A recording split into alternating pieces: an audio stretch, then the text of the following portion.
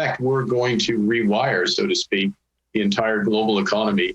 What you're about to see is going to blow your mind. Welcome back to Moose and Loose. My name's David. Today I'm going to show you how Mark Carney, Elon Musk, and Donald Trump are business partners. It really appears Mark Carney's acting in America's best interest and his own, not Canada's. Let's jump into this. What you're looking at here is my master chart of Mark Carney. If we zoom out, this is what it looks like. This is all his ties, financial ties, any sort of ties to anything. On the left side here, we're not going to look at this much today, but that's his ties to China, still building that out. And China has shown incredible leadership, with President Xi's historic commitments to peak emissions by 2030 and to decarbonizing the Chinese economy by 2060 at the latest. On the right side here is the ties to America. We got all the boards he sits on, along with all the boards his wife sits on. And down here is all Brookfield Asset Management, all their assets and connections. Now with that, what we're talking about here today is Mark Carney and his connections to Donald Trump and Elon Musk. President Trump's tone when it comes to Canada-U.S. relations, Canadians have noticed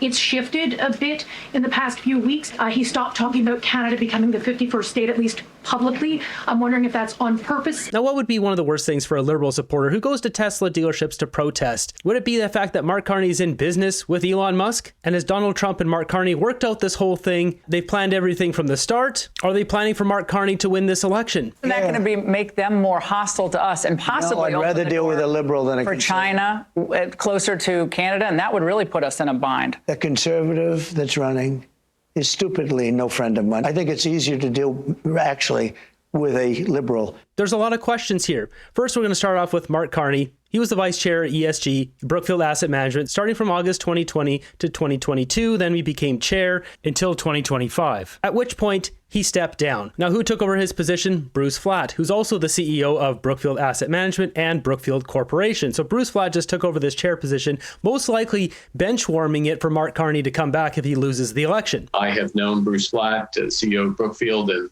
many of the senior partners of Brookfield for longer than I'd care to admit, but I will admit to more than a quarter century. I've seen what they have done with the firm, transforming it into one of the world's leading alternative asset managers, shifting from black to, through the spectrum, the underlying assets towards green, not all the way to green, but towards green. Now, who else do we have here? Frank McKenna. Frank McKenna actually got Mark Carney into Brookfield Asset Management. You can see here in 2020, McKenna as chairman of Brookfield, chairman of Brookfield Corporation, which you can see here, brought Mark Carney on board as vice chair of ESG, Environmental, Social, and Governance Investment Strategies. Now, who is Frank McKenna? He's the deputy chair at TD Bank from 2006 to today, the same TD Bank that got sued for $3.1 billion. TD Bank agreed to $3.1 billion settlement over facilitating money laundering drug cartels during McKenna's tenure as deputy chair. He was not fired. Interesting that all that's going on, and also that we've got a lot of drug cartels in Canada. I'm not saying there's necessarily any links, just interesting. Now we've established the first of many connections Mark Carney has to people with deep pockets. He's got a lot of them. What you're about to hear in this next clip is Mark Carney exposing how he conducts his business, getting rich off of net zero. As I said a moment ago, Jason, I wanted to put words into action. I believe that this is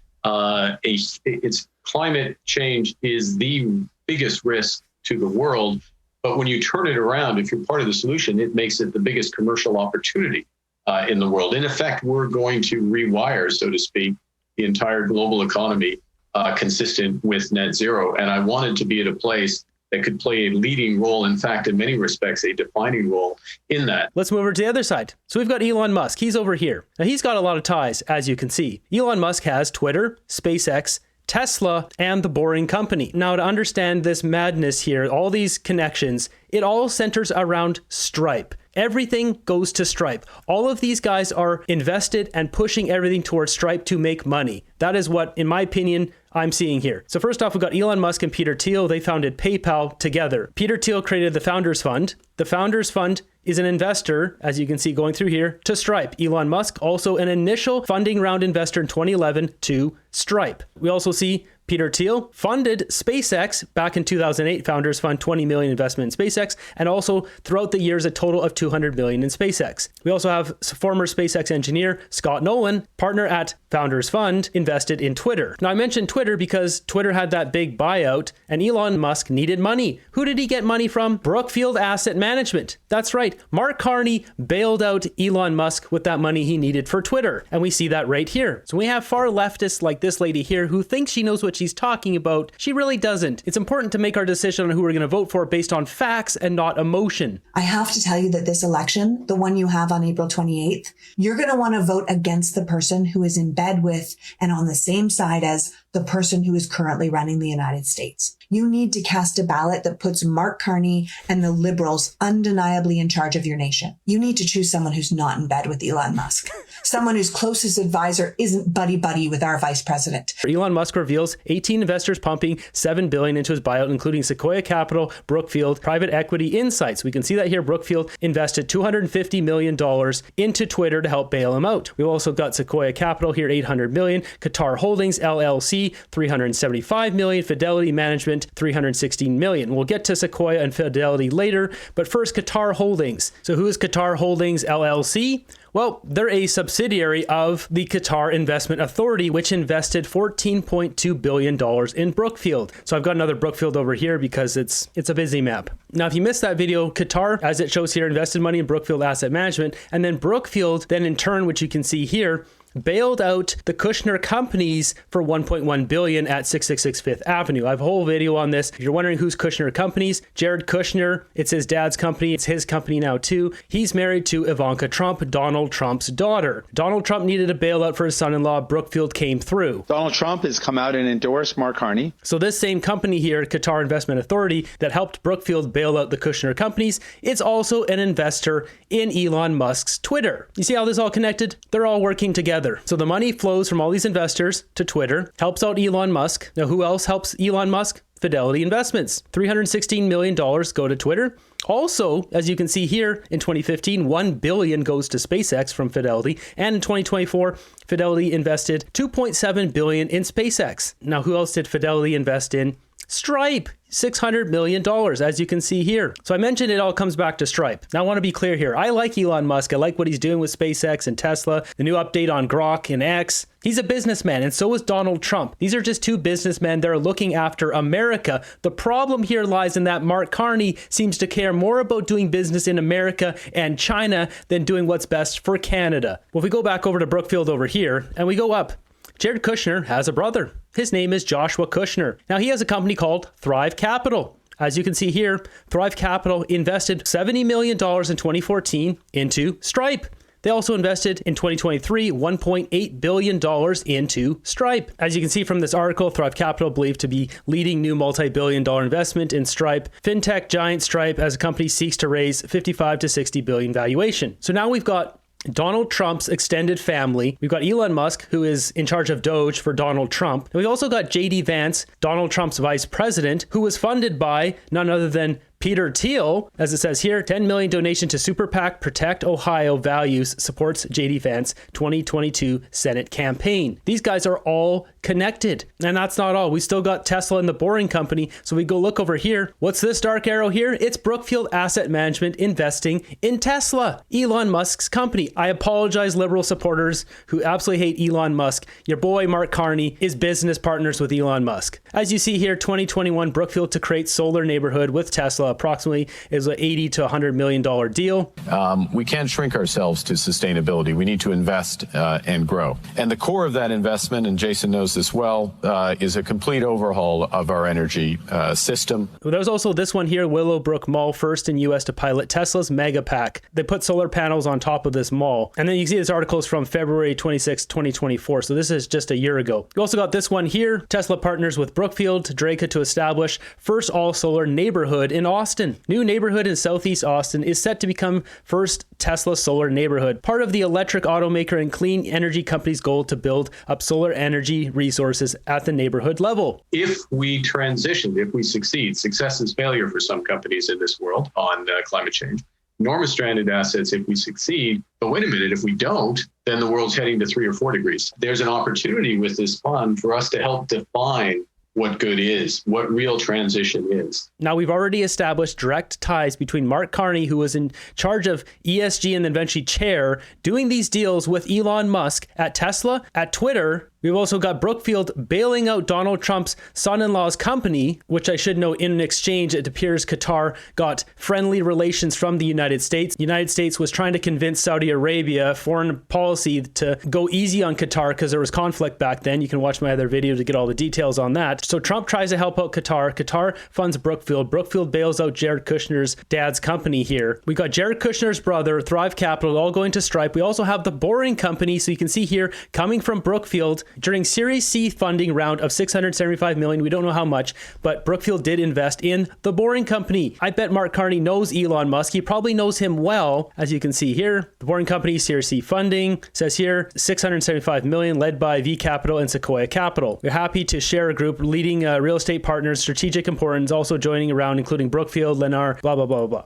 With that, we've got Sequoia Capital over here. Now, who's that? They're a big investment company, and this was run by Michael Moritz. So it says here, former partner at Sequoia Capital. He did step down here, departed in July 2023. As we see here, Sequoia Capital, Series C funding round, $675 million to the Boring Company. Now, Sequoia Capital also invested $9 billion in Chinese tech. As you see here, it's the biggest Western investor of Chinese tech. U.S. lawmakers accuse VC firm of funding Chinese military-linked firms. Sequoia Capital, Qualcomm Ventures, and 3 other venture firm capitals plowed at least $3 billion into Chinese tech companies that support Beijing's military. Now, why is that important? Because Michael Moritz, who used to sit as former partner Sequoia Capital, is also a board member on Stripe. And who else is a board member on Stripe?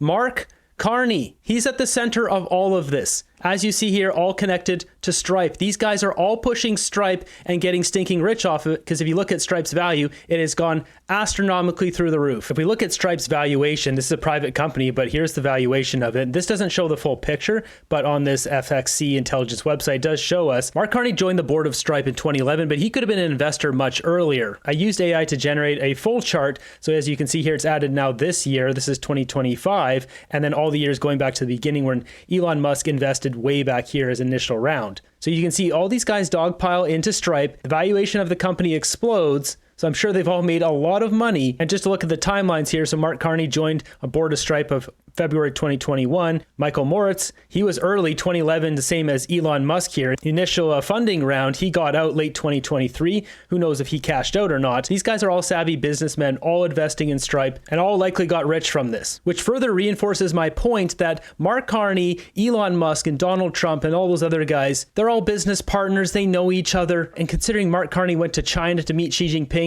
as a representative of U.S. business, do you think he's going to act in Canada's best interest? He cannot be our next prime minister. And sitting on the board, Mark Carney most definitely got to know Michael Moritz, which probably gave him a lot of those connections in China. He also developed some of those back in his days as the Bank of England governor. Issues around the new industries, particularly around China, China's leadership in climate change and the further acceleration that's necessary for that.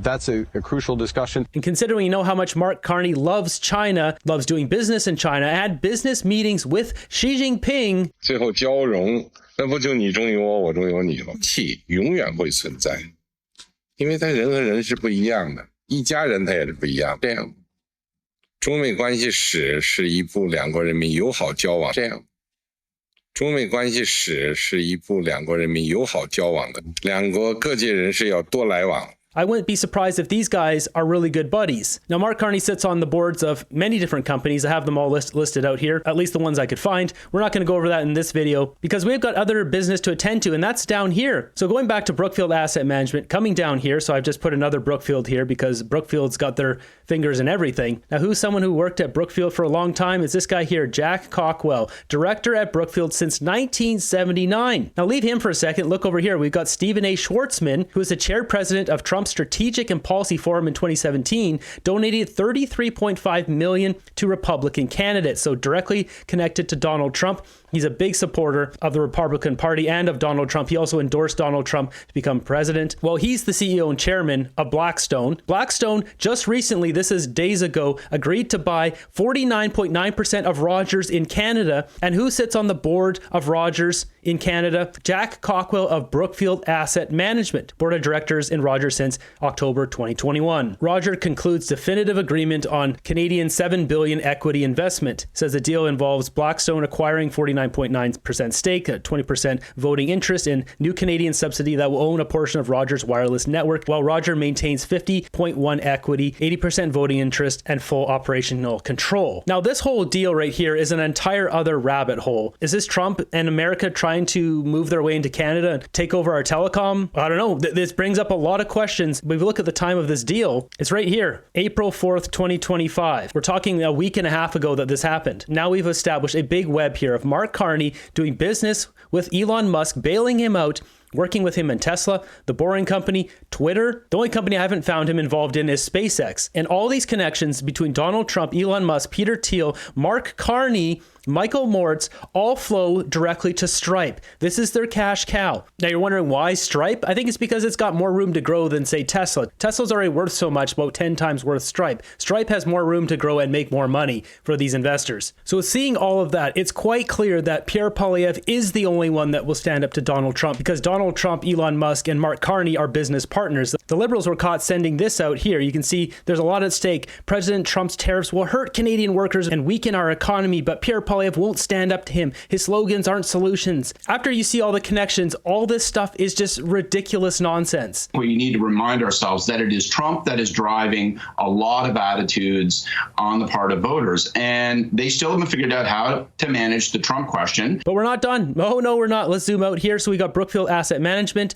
Now, what else are they invested in? Heat pumps. So we've got Enercare heat pumps. I've mentioned this one before on the channel. The Liberals just announced they want to do a lot more heat pumps. So Mark Carney just recently announcing this, funding home retrofits and lowering utility bills, adopt heat pumps, more mentions of heat pumps. Carney's plan to spend $1 billion on heat pumps. This company is owned by Brookfield Asset Management. Are we surprised that he's pushing the heat pumps? No. What Mark Carney does is he lobbies governments. He tries to change policy through politicians. Then he sets up his business to be the solution to the policy he just convinced a politician to make. Climate change is the biggest risk to the world. But when you turn it around, if you're part of the solution, it makes it the biggest commercial opportunity. That's what we're seeing with the heat pumps. Justin Trudeau put in that heat pump program last year. As I've shown before, Train heat pumps, Brookfield invested $1.45 million in Train. We are net zero today. Brookfield is net zero.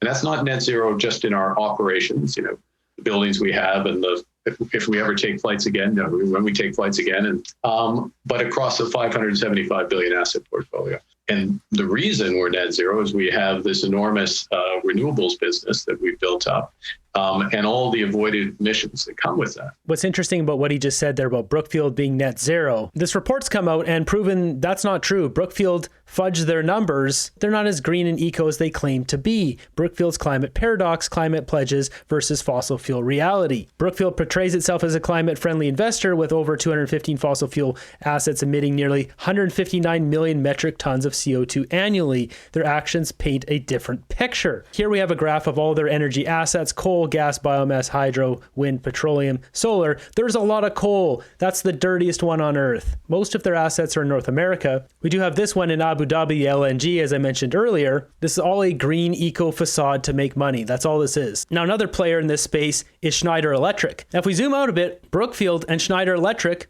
have been doing business together, a structured methodology for planning commercial real estate portfolio decarbonization. The race to net zero is a challenging global commercial real estate market. Brookfield Asset Management and Schneider Electric, you can see both their names up there. Decarbonization at scale could be an overwhelming task. WS, a partnership with Schneider Electric and Brookfield Asset Management, have developed a new methodology for corporate real estate teams to analyze, prioritize brownfield modernization products, etc., etc. These guys have been working together. We also got Brookfield Office Properties chooses global specialist in energy management, Schneider Electric, to provide tenants with increased knowledge and control over energy usage. I believe they have a smart meter that you're able to use your smartphone and connect to it and then see what your energy usage is. So Brookfield's working with Schneider Electric. Now you must be wondering, what does Schneider Electric do? They provide advanced control systems that improve efficiency and sustainability of heat pumps, compressors, HVAC, thermostats, and controllers, Space Logic SE7000 series, room controllers, touchscreen room controller, variable frequency drives, etc., etc. And then we got this deal here. Interesting timing, March 25th, 2025. We're talking like 2 6.5 weeks ago that this just dropped. Schneider Electric to invest $700 million in US to power AI boom. It's almost like they're setting up Brookfield Asset Management, Mark Carney, and Donald Trump to just do a clean sweep and make a pile of cash with these handful of companies, all of it together. Plan to invest $700 million in operations over the next 2 years, mid tariff threats. Company said investment through 2027 would focus bolstering the U.S. energy infrastructure and power AI, boost domestic manufacturing. And if we look between Trane heat pumps and Schneider Electric, they've been known to do business in the past. This is from 2002. If I were a betting man, I would think there's more business coming between these two companies, considering all these ties that we're looking at here. So with all these ties between Mark Carney, Brookfield Asset Management, Donald Trump, and Elon Musk, it seems like Mark Carney is playing both sides. They just bought Colonial Pipeline. This was a deal that Mark Carney did before he left Brookfield Asset Management. So we go down here, there's Colonial Pipeline. Brookfield to buy Colonial Pipeline for $9 billion, including debt. Colonial Pipeline stretches 5,500 miles from Houston, Texas to New York's harbor. I believe this is the longest pipeline in America. Something that really makes a lot of sense now is why Mark Carney moved the headquarters of Brookfield Asset Management to America just after Donald Trump became president. By now, we've all heard about Mark Carney's decision to abandon Canada. As we were facing this major threat from the U.S. administration, Mark Carney was already leaving Canada behind to move his investments into the U.S. Then he was even caught lying about it. The decision, the formal decision of the board, happened after I ceased to be on the board. But press releases from October say the decision had already been made and only needed formal approval. City News contacted the Carney campaign and Brookfield for an explanation, but has received no response. Now the question is, why would he lie about that? If it wasn't something important, he wouldn't have lied about it. It's something big. Is it the fact that he's working with Donald Trump to boost profits and assets of all the companies they're both intertangled with? But the story is so much worse than that. Let's take a look at what Carney and Brookfield were up to years before Donald Trump became president. This is Mark, don't call me Vice Chair Carney. You were the vice chairman at Brookfield Asset Management prior to the chair. I was the chair. Sorry. As head of Brookfield, he had a long history of putting America ahead of Canada. Now, the way Brookfield set up its corporate structure is a little bit complicated, and they're not the most transparent company, probably why Mark Carney got along so well there. But here are the details. Brookfield Asset Management handles Brookfield Corporation's investments, kind of like if you had a financial advisor to handle your investments. Both are Brookfield's. And just to make the point that they're one big happy family, Mark Carney's friend, Bruce Flatt, is CEO of both Brookfield Corporation and Brookfield Asset Management.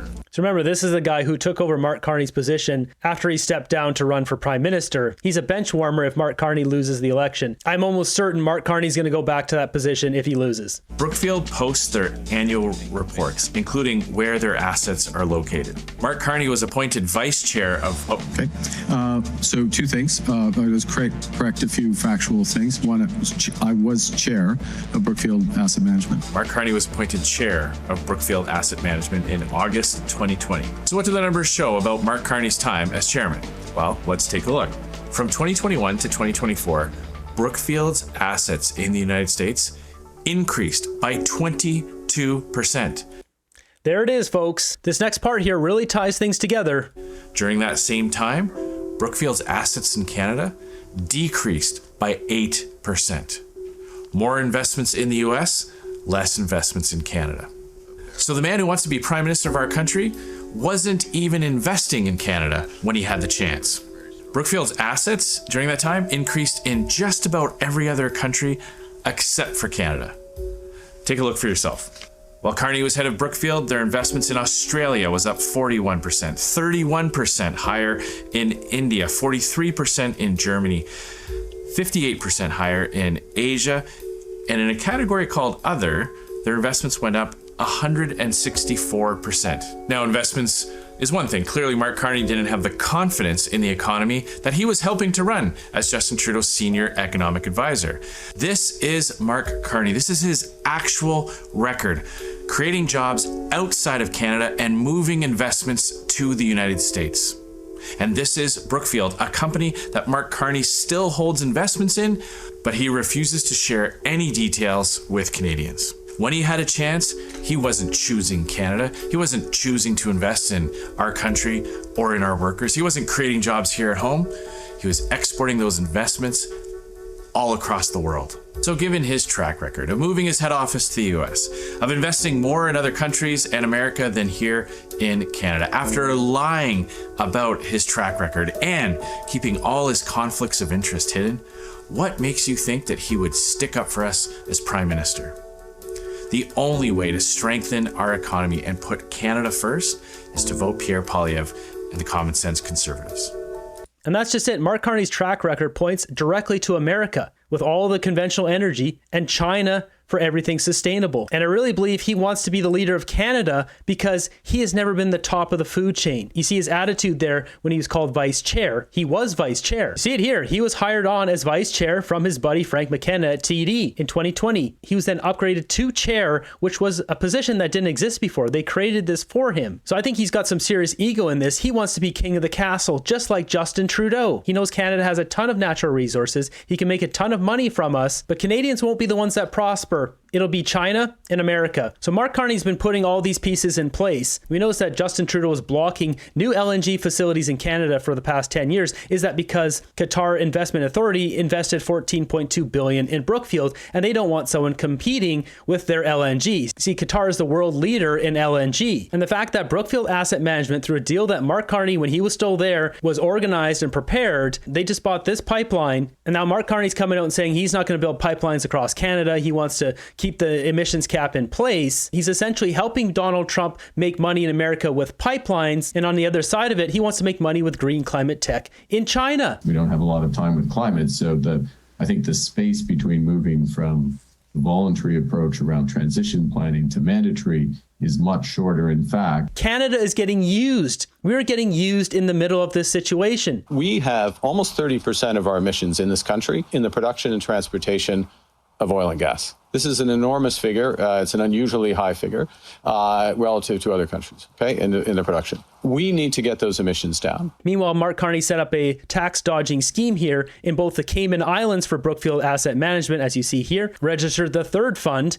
The first two funds are in Bermuda. These funds are $15 billion, $10 billion, and this one is $5 billion, the Catalytic Transition Fund. So Mark Carney has set this up so Brookfield dodged taxes in Canada. They're making money using pipelines in America and then green climate tech in China. Qatar keeps a stranglehold on LNG. Then one must ask, if we follow this down here, what's the deal with Interpipeline Canada? Well, Brookfield owns this pipeline in Canada. So we take a look here. This is right on the border of Saskatchewan. It's all these pipelines in Alberta that Interpipeline has. Now, if Mark Carney puts in a pipeline across Canada, he's going to be creating competition for Brookfield for these pipelines. He doesn't want to create more competition here. He doesn't want to create more competition for Donald Trump and Colonial Pipeline in America. And essentially all of this is just for money. Mark Carney will use any opportunity possible to make money, whether it's green, climate, tech, or conventional. But new conventional in Canada would go against his investments in Brookfield Asset Management. Right, and then we come back to this whole situation with TD and the cartels and direct ties. He obviously knows Frank McKenna. There's a lot of questions here, and we're missing a lot of answers. With all these ties here, I haven't even mentioned that Brookfield owns all these houses, rents houses in America and in Canada. Mark Carney just announced a $25 billion housing program to build tiny houses. Brookfield owns Modulaire Group, a tiny house company. You can see here they bought it for $5 billion. There's a lot of moving parts here, but one thing is undeniable. Mark Carney knows Elon Musk. They both sit on the board of Stripe. I'm sure they know each other well. They're business partners. They're direct ties to Donald Trump and his family. These guys are all working together. I wouldn't be surprised if Donald Trump has a lot of investment in Stripe as well. This really answers the question too, why Donald Trump didn't come at Mark Carney with the whole 51st state governor stuff. He showed Mark Carney respect because he bailed out his son-in-law, because he bailed out one of his members of government there in Elon Musk and the Doge team. With everything you just seen there, it seems very clear that Mark Carney appears to be working with America to get rich on conventional energy and working with China to get rich on sustainable energy and using Canada as the workhorse that gets none of it.